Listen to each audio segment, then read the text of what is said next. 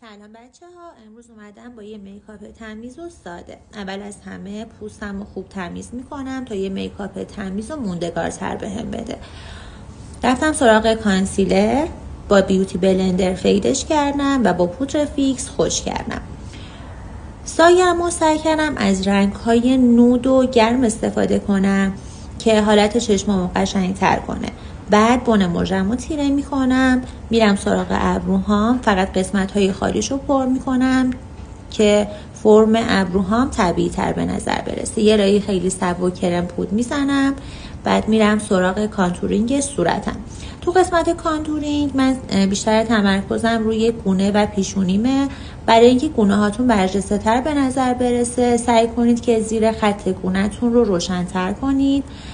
بینیمو کانتور کردم، بعد همه رو سر جای خودشون به صورت ضربه‌ای فید میکنم طوری که رنگ ها خیلی با هم ترکیب نشه.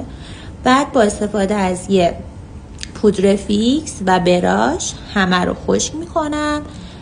رژگونه زدم، رژ لب زدم و تمام. امیدوارم که خوشتون بیاد.